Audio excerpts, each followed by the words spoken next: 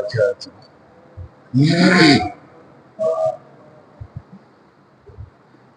إن الحمد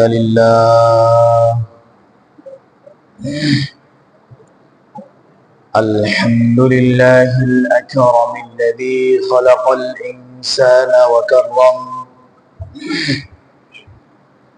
وعلمه من البيان ما لم يعلم فسبحان الذي لا يحصى امتنانه باللسان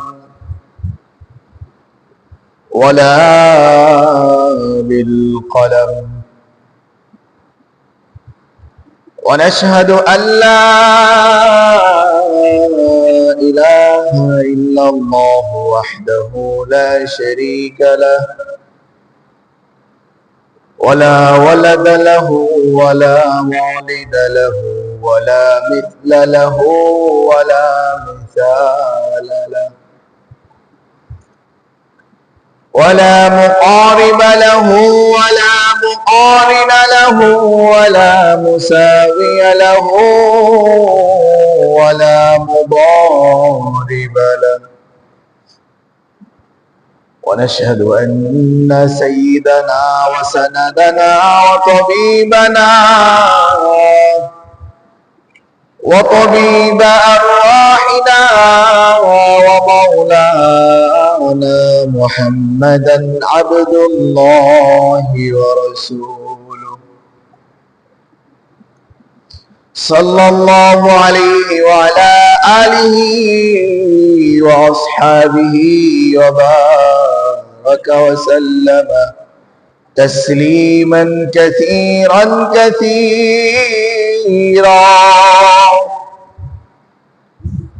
أرسله الله بالحق بشيرا ونذيرا وداعيا إلى الله بإذنه وسراجا وقمرا منيرا وبشر المؤمنين بأن لهم فضلا كبيرا ولا تطع الكافرين والمنافقين والفاسقين ودع عذابهم وتوكل على الله وكفى بالله وكيلا. أعوذ بالله من الشيطان الرجيم.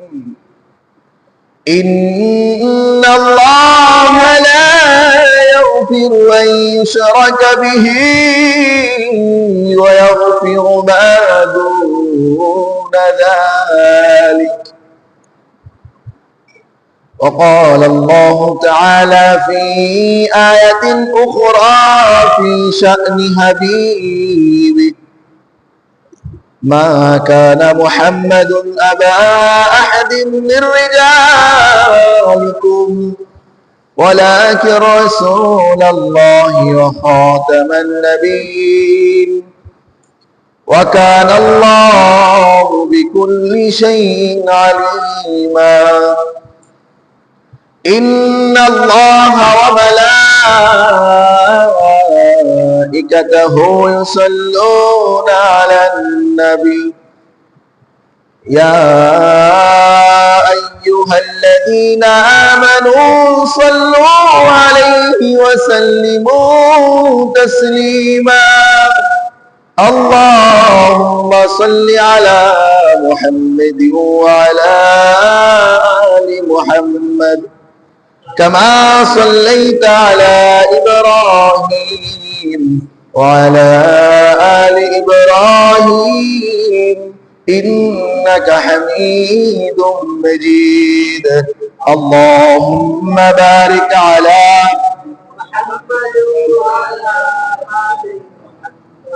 كما باركت على إبراهيم وعلى آل إبراهيم إنك حميد مجيد بلغ العلا بكماله كشف الدجى بجماله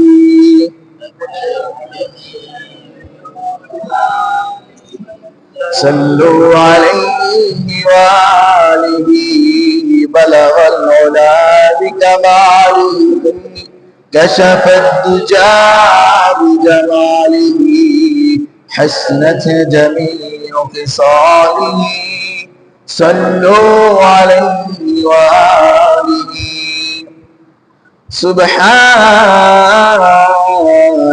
لا علم لنا إلا ما علمتنا إنك أنت العليم الحكيم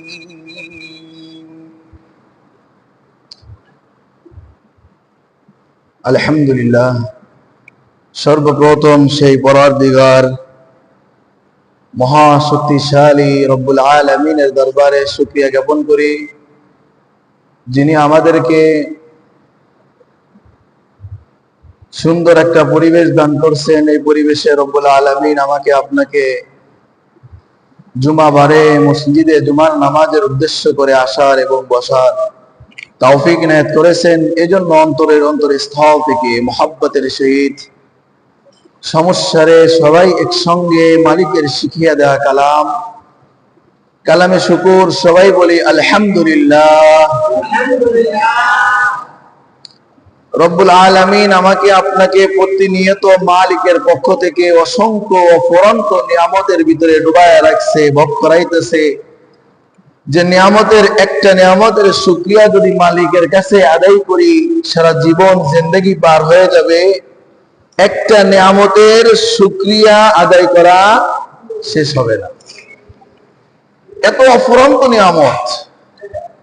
কিন্তু দুর্ভাগা ও কপাল পোড়া ওই ব্যক্তি যে এই পরিমাণ নিয়ামত মালিকের পাওয়ার পরেও নিয়ামতের শুকরিয়া জ্ঞাপন না করে, শুকরিয়া আদায় না করে, রব্বুল আলামিন যে নিয়ামত আমাকে আপনাকে না চাইতেই দিছে, এই নিয়ামত পাওয়ার পরেও নিয়ামতের কদর করতে পারলাম না। এই নিয়ামত প্রাপ্ত হওয়ার পরেও নিয়ামতের পর্যাপ্ত শুকরিয়া আদায় করতে পারলাম না বা করলাম না, এমত অবস্থায় দুনিয়া ত্যাগ করে চলে গেলাম। তাহলে রব্বুল আলামিনের দরবারে এর জবাবদিহিতা অনেক অনেক অনেক বেশি কঠিন হবে। এজন্য রব্বুল আলামিনের দরবারে অসংখ্য অফুরন্ত নিয়ামত, যে নিয়ামত গুলা রব্বুল আলামিন আমাদেরকে না চাইতেই দান করছে, এই নিয়ামতের যথার্থ ব্যবহার আমাদের করতে হবে।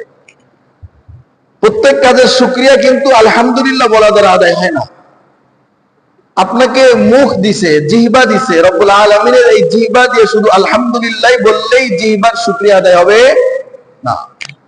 আপনাকে হাত দিছে, হাতের শুকরিয়া শুধু আলহামদুলিল্লাহ বললেই আদায় হবে না। দুইটা পা দিছে, এই পার শুকরিয়া আলহামদুলিল্লাহ বললেই আদায় হবে না। তাহলে কি বললে আদায় হবে? মালিকের যে নিয়ামত গুলো আমি আপনি প্রতিনিয়ত ভোগ করতেছি, এই নিয়ামত ব্যবহার করার, ভোগ করার একটা দিক নির্দেশনা আছে কিনা?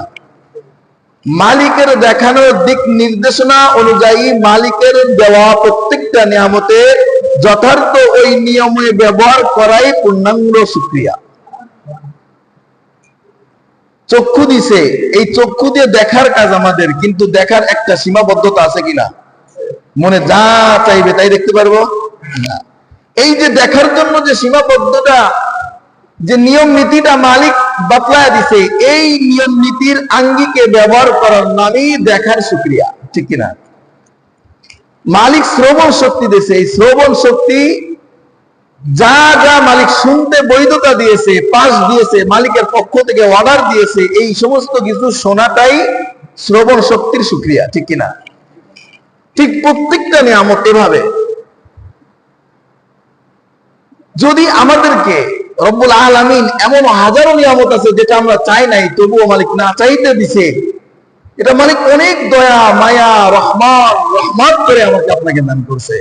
এমনও তো হইতে পারতো এমন একটা পরিবেশ, এমন একটা জায়গায় আমাকে আপনাকে ফেলে রাখছে, এমন একটা জায়গায় দিছে যে জায়গা থেকে সঠিক রাস্তা, সঠিক দিশা, সঠিক পথ খোঁজা বা খুঁজে বের করা আমার আপনার পক্ষে অসম্ভব হয়ে দাঁড়াইতো।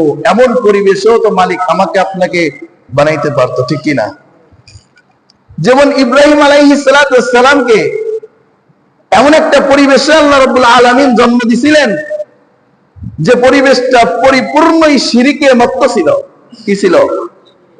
শুধু তাই না, ইব্রাহিম আলাইহিস সালাম দুনিয়ায় আসবে এই খবর শোনার পরে সে যত দুনিয়ায় না আসতে পারে আসার বিরোধিতা শুরু করছে তৎকালীন জামানার সব থেকে বড় ফেরাউন নমরুদ।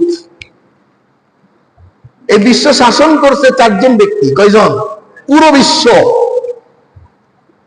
পুরো বিশ্বকে রব্বুল আলামিন 4 জনের ক্ষমতায় দিছিল। 2 জন মুমিন, 2 জন কাফের। 2 জন মুমিন, 2 জন কাফের। তো ইব্রাহিম আলাইহিস সালামকে দুনিয়ায় আসতে যে বিরোধিতা শুরু করলেন, আসতে দিবেন না, বাধ্য ব্যবস্থা শুরু করলেন। এই শুরু করতে শুধু এলাকা জুড়ে না, পুরো বিশ্ব জুড়ে। কারণ ইব্রাহিম আলাইহিস সালাম আসার সময়, যে সময়টা আসছে ওই সময়টাই যা রাজত্ব ছিল, সে ইতিহাসের পাতায় সর্বপ্রথম জালেম এবং সবথেকে বড় জালেম, যার নাম নমরুদ। এই নমরুদ ওই ব্যক্তি যে সর্বপ্রথম খোদা দাবি করে। কি করে? আল্লাহ দাবি করে, আনা রব্বুকুমুল আলা, আমি তোমাদের সবচেয়ে বড় রব, আমি ছাড়া তোমাদের কোনো রব নাই। এই নমরুদ সর্বপ্রথম ইতিহাসের পাতায় পৃথিবীর বুকে আল্লাহ দাবি করে, খোদা দাবি করে। তা শুধু কি তার বাউন্ডারি কতটুকু ছিল? ক্ষমতা, তার ক্ষমতা বিশ্ব জুড়ে ছিল। 4 জনকে আল্লাহ রাব্বুল আলামিন পুরো বিশ্ব শাসনের ক্ষমতা দিছিলেন। 2 জন মুমিন, 2 জন কাফের। মুমিন 2 জন, হযরত সুলাইমান আলাইহিস সালাম আল্লাহর পয়গম্বর, আর একজন মুমিন যুলকারনাইন রাহমাতুল্লাহি আলাইহি। এই 2 জন মুমিন সারা বিশ্ব শাসন করছে। আর 2 জন কাফের, একজন নমরুদ, যে বিশ্ব শাসন করছে। তাদের শাসনের কোনো বাউন্ডারি ছিল না, শাসনের কোনো বাউন্ডারি এরিয়া ছিল না। সারা জগৎ, বিশ্ব জুড়ে তারা শাসন করত। আর একজন বখতে নাসার। এই বখতে নাসার আর নমরুদ 2 জন ছিল কাফের। সেই নমরুদের সময়, নমরুদের জামানায় যে সারা বিশ্ব জুড়ে সব জায়গায় নমরুদের খোদাত্ব দাবিতে স্লোগান চলতেছিল এবং শিরকি আর কুফরিতে মত্ত ছিল, এমন পরিবেশে জন্ম দিছিলেন আল্লাহ পয়গম্বর ইব্রাহিমকে। বলেন না সুবহানাল্লাহ। রব্বুল আলামিন এমন একটা পরিবেশে ইব্রাহিমকে জন্ম দিছিলেন যে খবর নমরুদের কাছে ইব্রাহিম আলাইহিস সালাম মায়ের গর্ভে আসার আগেই পৌঁছাইছে। কিভাবে পৌঁছালো? 2টা রাওয়াত পাওয়া যায়। একটা হচ্ছে তিনি স্বপ্ন দেখছিলেন যে আসমান থেকে কোনো একজন ব্যক্তি দুনিয়ায় নামছে, সে তাকে বলতেছে, বা সে আগমনের আবহাওয়া পেয়ে গেছে যে এই ব্যক্তি আসমান থেকে দুনিয়ায় নামা মানে নমরুদ, তোমার এই ক্ষমতাগিরি শেষ। আমাদের সাধারণ আমরা যারা ছোট ছোট এলাকার ক্ষমতা বা ওয়ার্ডের ক্ষমতা বা ইউনিয়নের ক্ষমতায় আছি, যদি দেখি যে আমাদের প্রতিবন্ধকতা কোনো জনপ্রিয় কোনো ব্যক্তিত্ব দাঁড়াইছে বা দাঁড়াবে, আবহাস পাওয়া যায়। আপনাদের এদিকে কি অবস্থা জানি না, আমাদের ওইদিকে একজন ব্যক্তি 7 বার পর পর চেয়ারম্যান হয়েছে। কয়বার? 7 বার। পরের বড় চেয়ারম্যান হওয়ার পরে মেরে ফেলছে। কি জন্য? যারা বিরোধী দল আছে এরা চিন্তা করতেছে, এ থাকলে আমরা পিতা পাইতাম না, ক্ষমতায় যাইতে পারতাম না। নমরুদ যখন দেখলো আসমান থেকে কেউ নামলো, এই ব্যক্তির দ্বারাই আমার ক্ষমতা শেষ, নমরুদের ঘুম আসেনি? ঘুম আছে। আরেকটা রায়াতে পাওয়া যায় নমরুদ কিভাবে খবর পাইল। তৎকালীন জামানায় জ্যোতিষবিদ্যা ছিল। জ্যোতিষবিদ্যা ছিলেন না? গণক এখনো আছে, দেখবেন গুলিস্তানের মনে মনে টিয়া পাখি নিয়ে বসে আছে, বানর নিয়ে বসে আছে, হাত দেখে। এ সমস্ত ধোঁকাবাজি, সমস্ত কি? তবে তৎকালীন জামানায় যে গণক ছিল, এই গণকে একদিন এসে খবর দিল যে আপনার ক্ষমতা শেষ করতে দুনিয়ায় পয়গম্বর পাঠাইতেছেন আল্লাহ, সেই পয়গম্বরের নাম হবে ইব্রাহিম। বলেন আল্লাহু আকবার। এই নমরুদ যখন যখন শুনলো আসমান থেকে আল্লাহ পয়গম্বর পাঠাইবে দুনিয়াতে আমি নমরুদের ক্ষমতা শেষ করার জন্য, নমরুদ বলে কি করা যায়, কি করা যায়, ইব্রাহিমকে দুনিয়ায় আসতে দেওয়া যাবে না। প্রত্যেকটা ক্ষমতাশালী ব্যক্তি চায় তার কোনো প্রতিবন্ধী না থেকে, তার কোনো বিরোধী দল যেন না থেকে, সে বিরোধিতাহীন, সে যেন একাই রাজত্ব করতে পারে, ঠিক কিনা? নমরুদির খাওয়া গম হারাম হয়ে গেছে, কি করবে? নমরুদ কয়েকটা ব্যবস্থা নিল, ইব্রাহিমকে দুনিয়ায় আসতে দেওয়া যাবে না। এক নম্বর ব্যবস্থা, সর্বপ্রথম যে আইন করলো বিশ্ব জুড়ে, সমস্ত বিশ্বের জন্য, যে কোন স্বামী তার স্ত্রীর কাছে থাকতে পারবে না, রাত্রি যাপন করতে পারবে না। সর্বপ্রথম নিয়ম। কাকে ঠেকানোর জন্য? কথা বলে না। কাকে ঠেকানোর জন্য? ইব্রাহিমকে ঠেকানোর জন্য। ইব্রাহিম দুনিয়ায় আসতে দেওয়া যাবে না, ইব্রাহিম দুনিয়ায় আসলেই নমরুদ শেষ। সর্বপ্রথম ভূমিকা পালন করলেন, কোন পুরুষ কোন মহিলার সঙ্গে স্পর্শ করতে পারবে না, রাত্রি যাপন করতে পারবে না, স্বামী স্ত্রীর কাছেও যাইতে পারবে না। কড়া নিয়ম সারা বিশ্বের ভিতরে। এই নিয়মকে তদারকি করার জন্য, কন্ট্রোলে রাখার জন্য তার বিশ্বস্ত একজন মন্ত্রী নিয়োগ করলেন, যে মন্ত্রী তুমি এটা কি করো, দেখভাল করবা, খবরদার এটা যেন কোনো মতে কি না হয়, সফলতা না আসে। ঠিক আছে, দায়িত্ব দিল তার জনপ্রিয় বিশ্বস্ত একজন মন্ত্রী, নাম আজার। নাম কি? আজার। ব্যাস, কয়দিন পরে, কিছুদিন যাইতে যাইতে, লম্বা ঘটনা সংক্ষেপে বলতেছি, কিছুদিন যাইতে যাইতে ওই জ্যোতিষ আবার এসে খবর দিল, বাদশা আপনার আর বিরোধিতা করে কোনো লাভ নাই, আল্লাহ রাব্বুল আলামিন তার পয়গম্বর ইব্রাহিমকে মাল ওরসে দান করে দিছে। সুবহানাল্লাহ। চাইতেছে কে? পয়গম্বর পাঠাইবো, চাইতেছে কে? ঠেকাইতে চাই কে? কই প্লেয়ার আর কই আল্লাহু আকবার। খেলতে গেলে তো প্লেয়ার খেলতে হয়, ঠিক কিনা? দুই দলই তো প্লেয়ার হইতে হয়, প্লেয়ার না হলে তো খেলা জমে না। এক দলে যদি ছাগল থাকে আর এক দলে যদি প্লেয়ার থাকে, তাহলে খেলবো কিনা? রব্বুল আলামিন চাইতেছে আমি পয়গম্বর পাঠাবো দুনিয়াতে নমরুদকে শিরকি আর কুফরি ধ্বংস করার জন্য, নমরুদকে আইতে দিতাম না, কাজ হইতো নি। জ্যোতিষ যখন এই সংবাদ দিয়ে গেল, তখন নমরুদের ঘুম হারাম হয়ে গেল। বলে কি, তিনি এই নিয়ম ক্যান্সেল করে দ্বিতীয় আরেকটা নিয়ম করলেন, নতুন নিয়ম। আচ্ছা, যখন ইব্রাহিম মায়ের গর্ভে চলেই আসছে, তখন এখন দ্বিতীয় পদক্ষেপ আজারকে ডেকে বলল, সারা বিশ্ববাসীকে জানায় দাও, যে মহিলার পেট উঁচু হবে ওই মহিলার গলা কাটি দেওয়া হবে। নাউজুবিল্লাহ কইতেন না, কারণ সন্তান পেটে আসলে তো কি হয়, মায়ের পেট উঁচু হয়। আল্লাহ রাব্বুল আলামিন ডাকতে বলেন, আমি চাইতেছি আমার পয়গম্বর দুনিয়ায় পাঠাবো, তুই আমার বিরোধিতা করে কিছুই করতে পারবি না। রব্বুল আলামিন ডাকতে বলে, মারে এ ইব্রাহিমের মা, আমি তোর পেটে আমি ইব্রাহিমকে দান করলাম। স্বাভাবিকভাবে একটা মেয়ের পেটে যেমন বাচ্চা আসলে পেট উঁচু হয়, তুই ইব্রাহিমের মা, তোর পেট উঁচু হইতো না।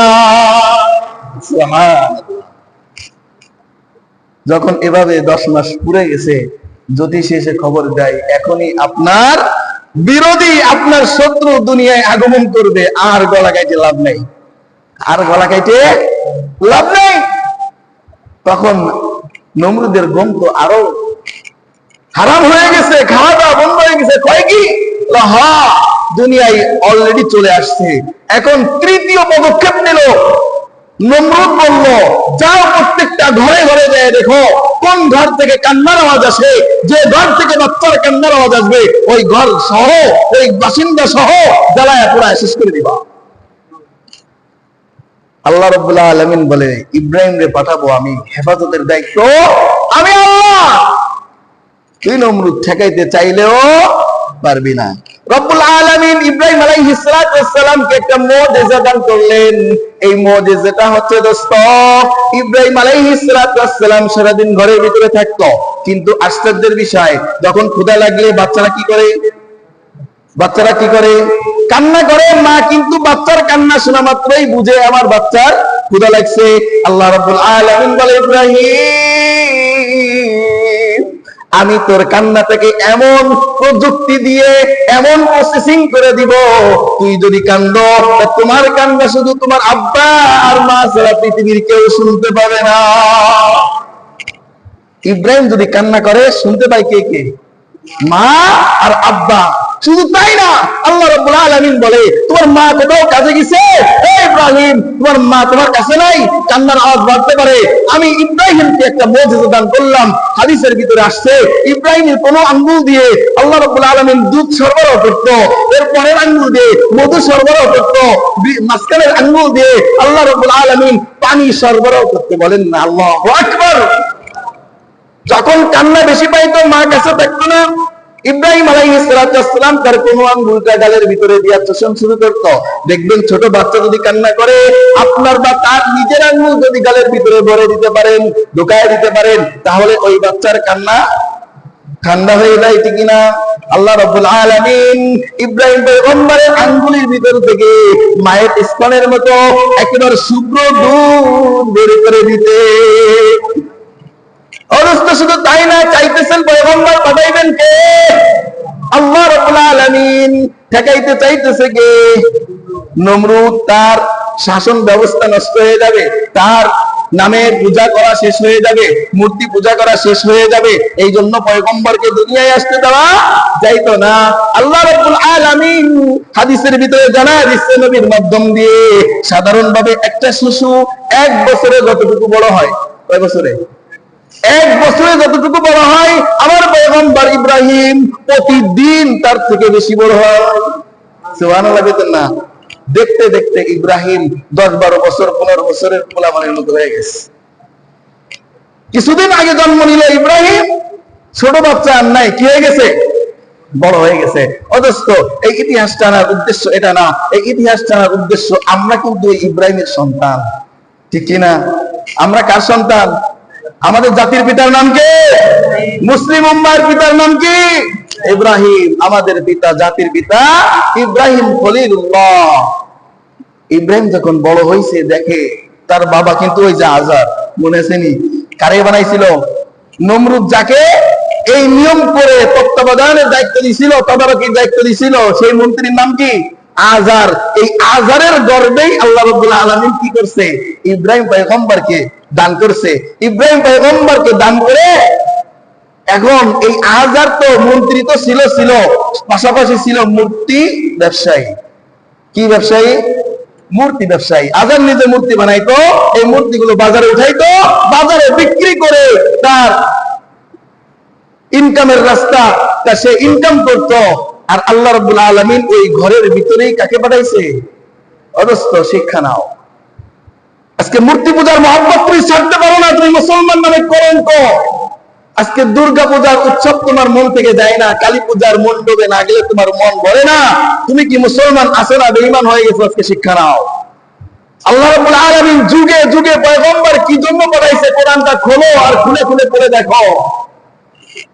তুমি মুসলমান দাবি করো, করতেই পারো, ঈমান কিন্তু দাবি করার জিনিস না, মুসলমানিত্ব দাবি করার জিনিস না। আল্লাহু আকবার। আল্লাহ রাব্বুল আলামিন পয়গম্বর ইব্রাহিমকে পাঠাইলেন। একটু যখন টান বয়স, দেখে আব্বু তো কি করে, বাড়ি মূর্তি বানায়, মূর্তি বেচতে যায় বাজারে। ইব্রাহিম যখন একটু টান বয়স, শৈশব বয়স হয়েছে, ইব্রাহিমকে একদিন দিয়ে পাঠাইছে। অনেক লম্বা ঘটনা। ইব্রাহিমকে একদিন দিয়ে পাঠাইছে কোথায়? ইব্রাহিম কিন্তু জন্ম থেকেই কন্ট্রোল করতেছে, তাকে নিয়ন্ত্রণ করতেছেন কে? আল্লাহ রাব্বুল আলামিন। প্রথম থেকেই কিন্তু ভালো লাগে না, এগুলো কি করে এরা?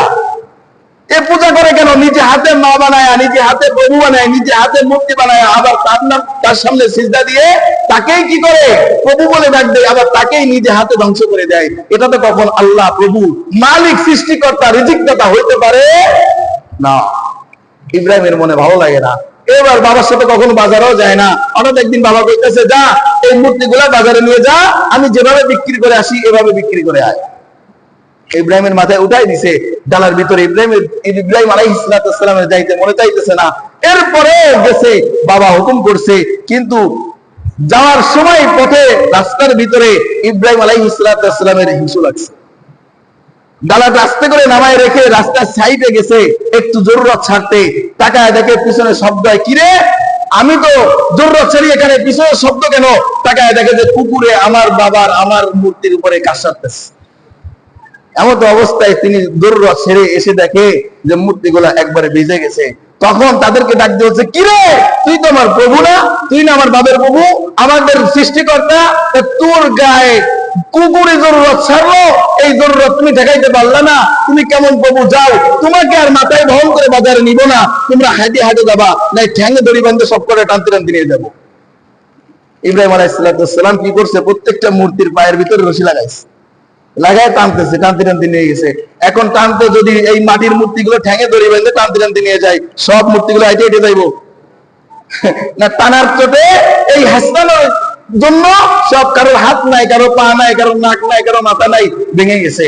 এমন অবস্থায় বিক্রি তো একটা হয় নাই, বাজারে কি বিক্রি হয় মূর্তি? নিয়ে চলে আসছে বাড়ি। বাড়ি আসার পরে, কিরে ইব্রাহিম তুমি এই মূর্তিগুলো এই করলে কেন? বলে আব্বা আমি করি না, কে করছে? ওরা একটা একটার সাথে মারামারি করে এই অবস্থা করছে। কয় কি আমারে শিখাও? কেন আব্বা? বলে এই মূর্তি কোনোদিন মারামারি করতে পারে? এ কি কি করতে পারে? বলে কি করব, আমার রাস্তার মাঝখানে জরুরত লাগছিল, জরুরতে গেছি, এমন অবস্থায় দেখি কুকুরে জরুরত করে মাথার উপরে। যে প্রভু তোমার কুকুরে জরুরত থেকে নিজেকে হেফাজত করতে পারে না, এ প্রভু হয় কিভাবে যে নিজে ঠ্যাং হারাই করতে পারে না, পা হারাই করতে পারে না, নাক হারাই করতে পারে না, এমন প্রভুর ইবাদত করো না। কে বলে? ইব্রাহিম। শুধু যে মূর্তির পূজা করতো তা না, তৎকালীন জামানায় ইব্রাহিম আলাইহিস সালামের বাবা সহ তৎকালীন জামানায় নমরুদ অনুসারী সবাই সূর্য পূজা করত, তারকা পূজা করত, চন্দ্র পূজা করত। এভাবে তারা পূজা করতেই থাকতো, বিভিন্ন জিনিস যেটা একটু বড় দেখতো এটাই পূজা করত। একদিন ইব্রাহিম আলাইহিস সালাম বলল, আচ্ছা তোমরা তো এগুলোর ইবাদত করো, আসো দেখি কার কি ক্ষমতা, কে কি করতে পারে, একটু চোখে আঙ্গুল দেখায় দিক। কারণ আল্লাহ রাব্বুল আলামিন ইব্রাহিম পয়গম্বরকে দুনিয়ায় পাঠাইছে কিসের দাওয়াত দেওয়ার জন্য? তাওহীদের দাওয়াত দেওয়ার জন্য, আল্লাহর একাত্মবাদের দাওয়াত দেওয়ার জন্য।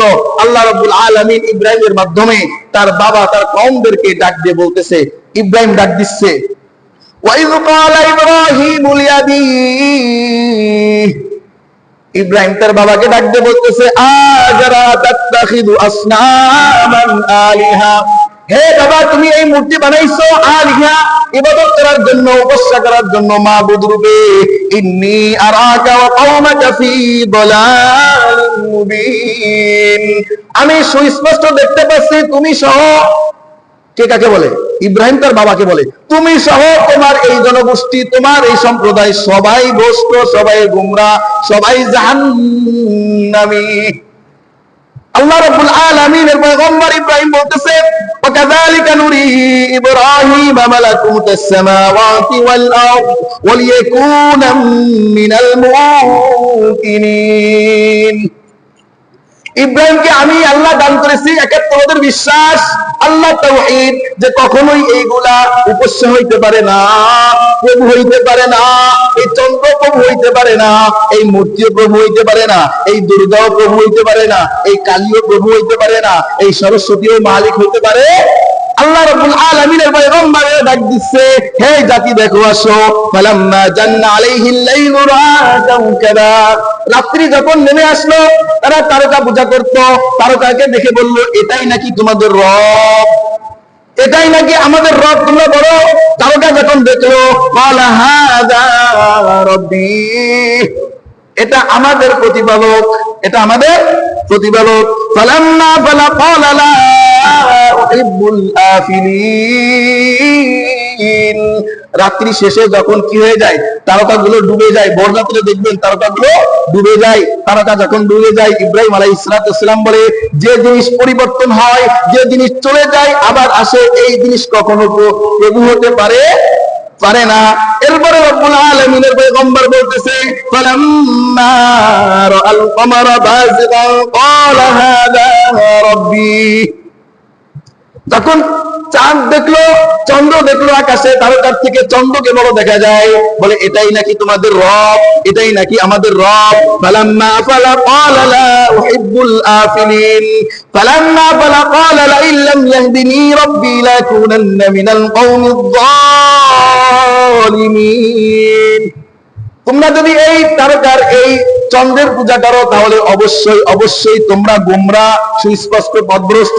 না না না, আমি পয়গম্বর, আমি ইব্রাহিম এই চন্দ্রের পূজা করতাম না। আমি যদি চন্দ্রের পূজা করি লাকুনান্না মিনাল কওমিদ দাল্লিন, আমিও তোমাদের মতো ভ্রষ্ট হয়ে যাব। চন্দ্রের পূজা করলে আমিও তোমাদের মতো ভ্রষ্ট হয়ে যাব। তাহলে আর কিসের পূজা করো? আসো দেখি। ফালাম্মা রা'আশ-শামসা বাযিগাতান ক্বালা হাযা রাব্বী হাযা আকবার। এরপরে রাত্রি শেষে যখন আকাশে সূর্য উঠলো, এই সূর্যকে দেখে বলতেছে বাযিগাতান, দেখো কত প্রখরতা, দেখো কত শক্তিশালী, দেখো কত শক্তি প্রয়োগ করতে পারে সারা বিশ্বের উপরে, দুনিয়ার উপরে। ক্বালা হাযা রাব্বী, এটাই নাকি আমাদের রব। হাযা আকবার, এটা তো আগের কয়টা থেকে সবচেয়ে শক্তিশালী। ফালাম্মা আফালাত ক্বালা ইয়া কওমি ইন্নী বারীউম মিম্মা তুশরিকুন। যখন দিন শেষে সন্ধ্যা বেলায় সূর্য ডুবিত হয়ে যায়, অস্ত্র চলে যায়, তখন পয়গম্বর ইব্রাহিম ডাকতে বলে না না না না, তোমরা যদি এই সূর্যের পূজা করো তাহলেও তোমরা জালেম কম হয়ে যাবা, পথভ্রষ্ট কম হয়ে যাবা, তোমরা চিরস্থায়ী জাহান্নামী হয়ে যাবা, তোমাদেরকে এই জাহান্নাম থেকে বাঁচানোর কেউ থাকবে না। তাহলে এখন কি করব? ইব্রাহিম আলাইহিস সালাম বলতেছে ইন্নী ওয়াজ্জাহতু ওয়াজহিয়া লিল্লাযী ফাতারাস সামাওয়াতি ওয়াল আরদা হানিফা ওয়া মা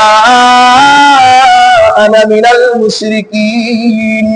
আমি ওই দিকে বিমুখ হইলাম, ওই দিকে মুখ ফিরাইলাম, ওই সত্তার দিকে ফিরলাম যে সত্তা একনিষ্ঠভাবে একা শক্তিতে এই চন্দ্রকে উদিত করে আবার অস্ত্র নেই, এই সূর্যকে পূর্ব আকাশে উঠায় আবার পশ্চিমে অস্ত্র যায়, এই তারকারাজিকে সাজাইলো, এই আসমান সৃষ্টি করলো, এই জমিন সৃষ্টি করলো, যে মহান রব, আমি সেই রবের প্রতি ঈমান আনলাম। সুবহানাল্লাহ ওয়া বিহামদি। যখন এই কথা বলে পরের আলোচনায় বলতেছে, এরপরে ওর কমরা বলতেছে খবরদার আমাদের এই প্রতিমা গুলাকে ভয় করো। কিন্তু কাদেরকে ভয় করতে বলে? আমাদের যে মূর্তি পূজা গুলা তুমি বিরোধিতা করতেছো, এদেরকে ভয় করো, তোমাকে কিন্তু ধ্বংস করে দিবে।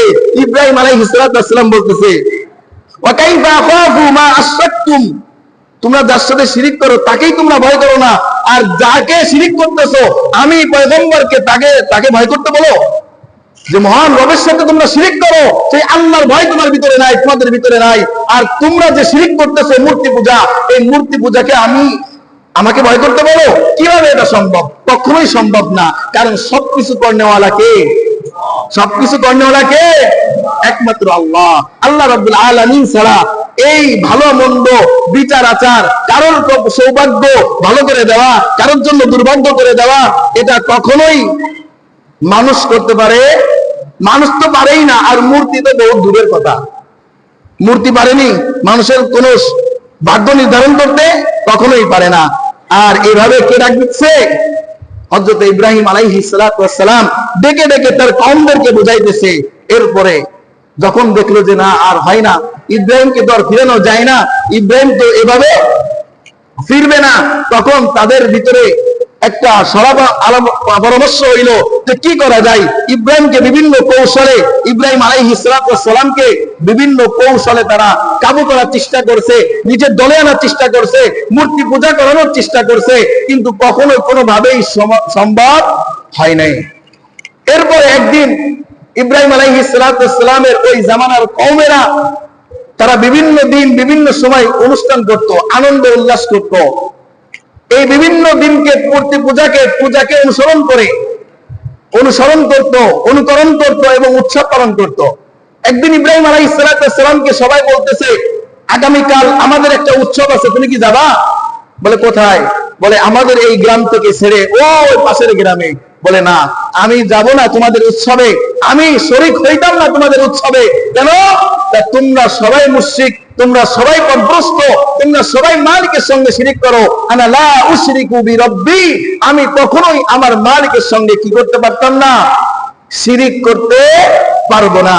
রব্বুল আলামিন তার ভিতরে যখন এই বুঝটা দান করছে, আল্লাহ রাব্বুল আলামিন সূরা আম্বিয়ার ভিতরে বলতেছে ওয়ালাকাদ আতাইনা ইব্রাহিমা রুশদাহু মিন ক্বাবলু ওয়া কুননা বিহি আলিমিন। আমি তো আল্লাহ জানি ইব্রাহিমের ভিতরে আমি আল্লাহ তাওহীদের জ্ঞান দান করেছি, আমি রবের পরিচয় তার ভিতরে দিয়ে দিছি। যখন তারা বলল ওয়াইজ ক্বালা লিআবিহি ওয়া কওমি মা হাদিত তামাতিলুল্লাতী আনতুম লাহা আকিফুন, ইব্রাহিম তার বাবাকে ডাক দিয়ে বলল, আব্বা এই যে মূর্তি পূজাগুলো করো, হাদি তামাসিলুল্লাতী, এই যে মূর্তিগুলা বানাইলা কি লাগা, এগুলো কার, এ কি করো, এর সামনে বসে কি করো এগুলা, আনতুম লাহা আকিফুন, তোমরা এগুলোর ইবাদত করো কেন আব্বা, এগুলোর ইবাদত কেন করো? ক্বালু ওয়াজাদনা আবাআনা লাহা আবিদিন, তাদের জবাব কত সুন্দর দেখেন।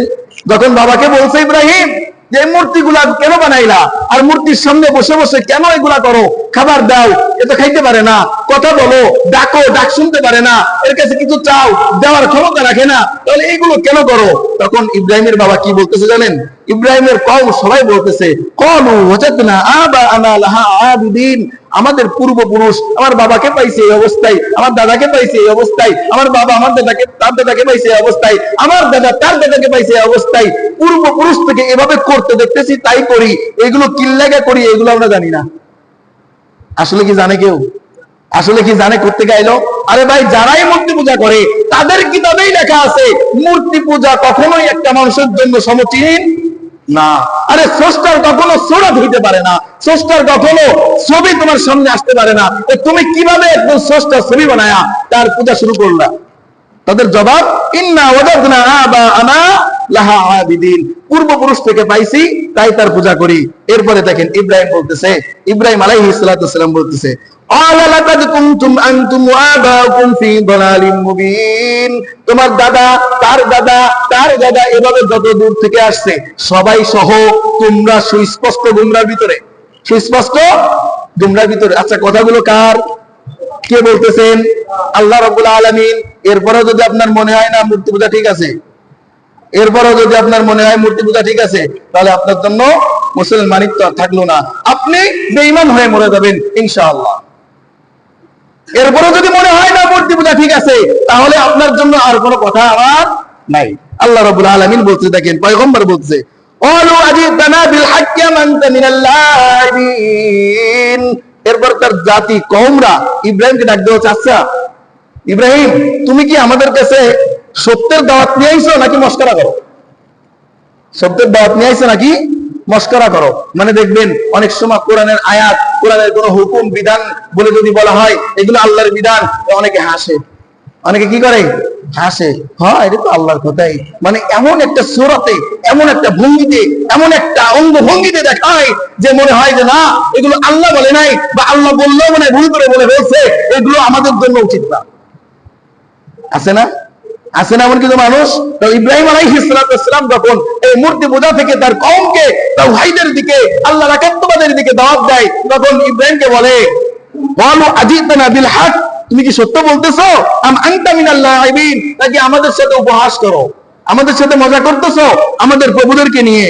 তখন ইব্রাহিম আলাইহিস সালাম বলে ক্বালা বার রাব্বুকুম রাব্বুস সামাওয়াতি ওয়াল আরদিল্লাযী ফাতারাহুন ওয়া আনা আলা যালিকুম মিনাশ শাহিদিন, শোনো শোনো শোনো, পৃথিবীতে একমাত্র রব যিনি আল্লাহ, একমাত্র রব যিনি আল্লাহ, তার কোনো শরীক নাই, ওই আল্লাহর ইবাদত করো। আমি ইব্রাহিম মালিকের পক্ষ থেকে সাক্ষ্য দান করতেছি এই সবগুলো ভ্রষ্ট, এই সবগুলো গুমরাহ, এই মূর্তি পূজা সবগুলো শিরক, যে করবে সে চিরস্থায়ী জাহান্নামে যাবে। আমি ইব্রাহিম আল্লাহর পক্ষ থেকে সাক্ষ্য দিচ্ছি। এজন্য ইব্রাহিম বলতেছে ওয়া আনা আলা যালিকুম মিনাশ শাহিদিন, আমি ইব্রাহিমকে সাক্ষ্য বানায়া রব্বুল আলামিন পাঠাইছে, খবরদার তোমরা এই মূর্তি পূজা করো না। আল্লাহর কোনো সুরাত নেই, আল্লাহর কোনো অংশীদারিত্ব নেই, আল্লাহর কাছে পৌঁছাতে কোনো মাধ্যম লাগে না, দুর্গা লাগে না, লক্ষ্মী লাগে না, সরস্বতী লাগে না, কালী লাগে না, সরাসরি আল্লাহকে ডাক দিলেই আল্লাহ জবাব দেয়, ঠিক কিনা? আল্লাহ রাব্বুল আলামিন বলতেছে। এরপরে দেখেন ওয়াতাল্লাহি লা কিদান্না আসলাবাকুম বাদা আন তুওয়াল্লু মুদবিরিন, এত বুঝানোর পরে যখন বুঝলো না, এত কিছু বলার পরে যখন ঢোকে না, কিছু মানুষ আছে দেখবেন এত করে বলার পরেও কি হয় না, শুনেও শোনে না, মেনেও মানে না। মুসলমান তো আছি, নামাজ তো পড়ি, এত টেনশন করে কি লাভ, মোটামুটি জান্নাত কনফার্ম, ঠিক কিনা?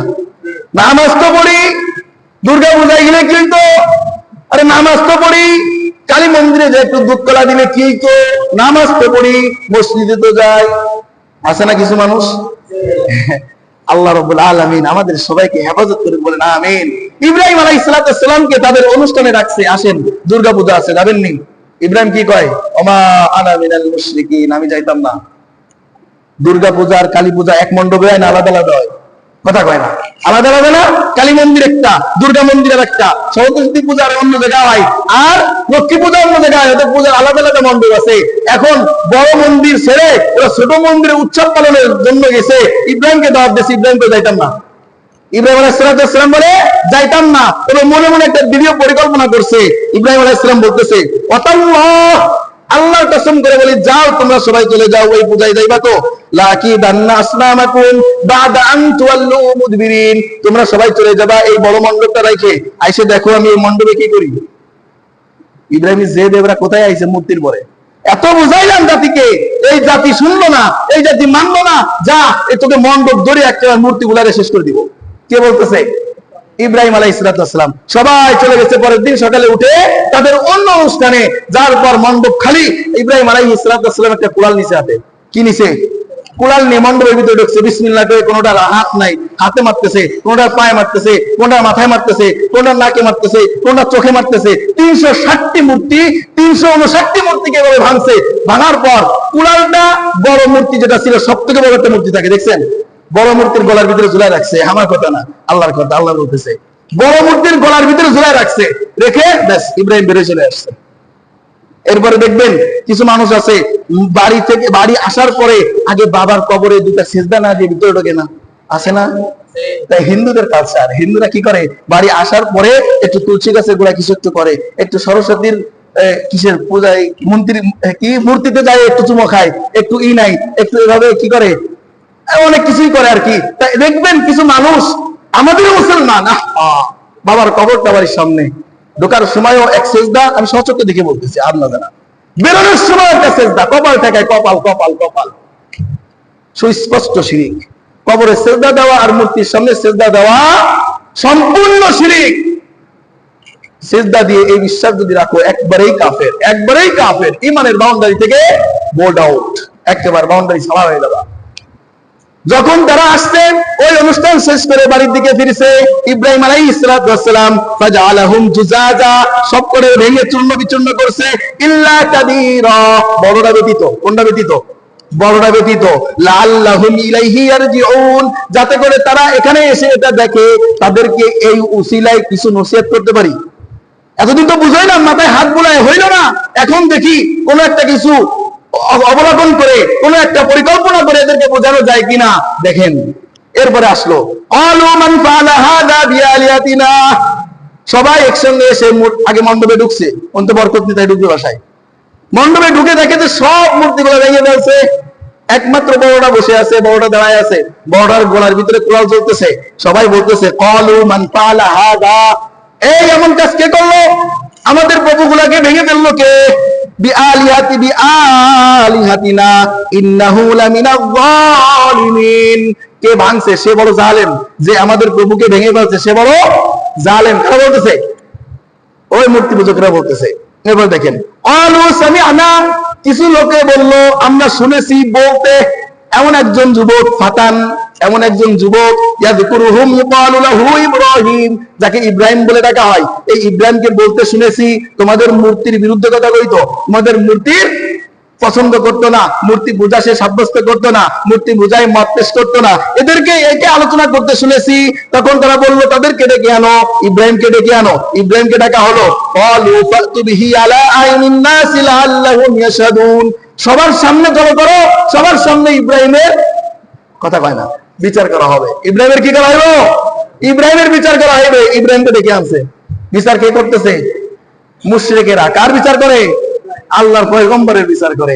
দেখেন আল্লাহ রাব্বুল আলামিন বলে, ইব্রাহিমকে ডাকা হলো, ইব্রাহিম আসলো, বিআলিয়াতিনা, ইব্রাহিমকে বলতেছে, ক্বালু আনতা ফাআলতা, এই ইব্রাহিম তুমি কি এই কাজ করছো? বিআলিয়াতিনা, আমাদের প্রভুর সঙ্গে এই কাম কেউ করেনি, এই কাম কি তুমি করছো? ইব্রাহিমকে যখন জিজ্ঞেস করলো, ইব্রাহিম আলাইহিস সালাম বলে, ফাসআলুহুম ইন কানু ইয়ানতিকুন, ক্বালা বাল ফাআলা, আমি করুন কে? কে বলতেছে?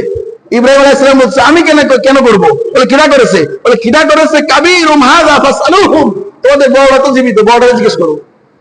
বড়টা তো এখনো মরে নাই, বাকিগুলো নাই মরছে। বড়টা তো জীবিত, বড়টা তো সরকার, বাকিগুলো তো অধীনস্থ। অধীনস্থরা মরে গেছে, সরকার তো দাঁড়া দাঁড়া দেখছে। এত বড় বড় চোখ, ও চোখ দেখছে কি লাগা? চোখ দিছো কি লাগে? দেখার লাগাই তো।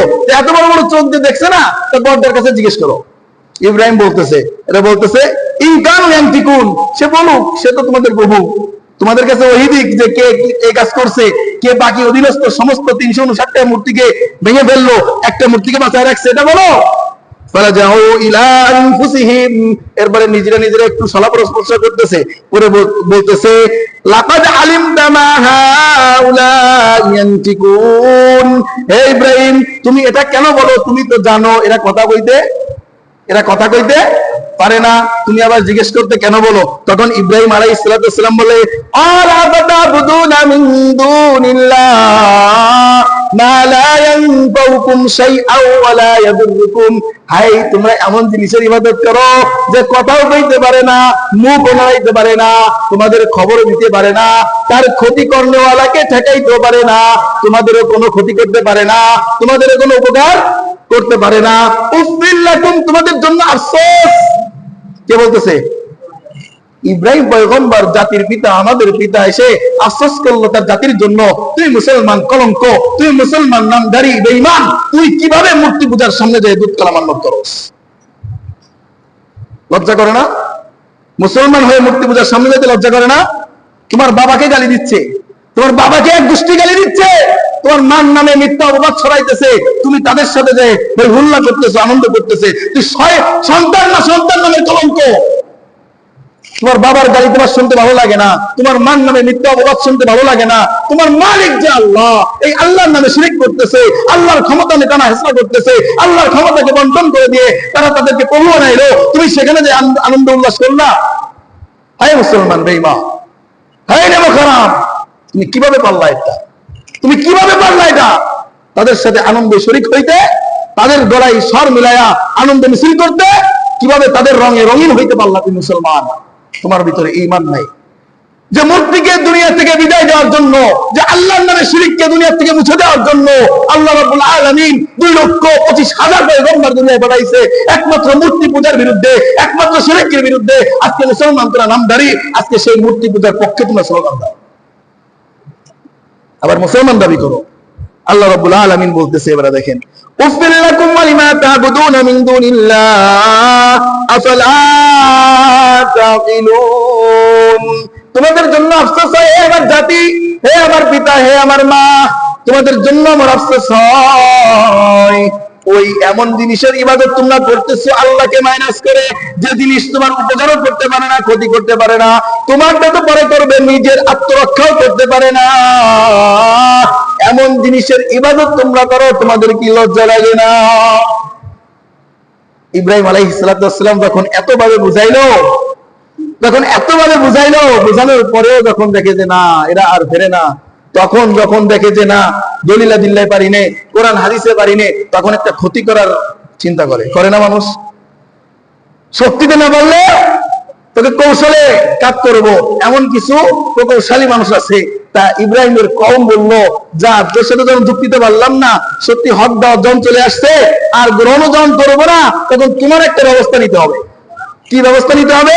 তখন তারা সবাই মিলে, নমরুদ নিজে স্বয়ং সরা পরামর্শ করলো, ক্বালু হাররিকু, তাকে কি করে দাও, আগুনে পুড়ায় দাও, তাকে দুনিয়া থেকে সরায় দাও, তাকে শেষ করে দাও। কারণ তাকে শেষ না করা পর্যন্ত এই তাওহীদের দাওয়াত, আল্লাহর একাত্মবাদের দাওয়াত, আমাদের মূর্তির বিরুদ্ধে স্লোগান, আমাদের মূর্তির বিরুদ্ধে দাওয়াত, আমাদের মূর্তির বিরুদ্ধে ইবাদত না করার স্লোগান, এটা বন্ধ হবে না।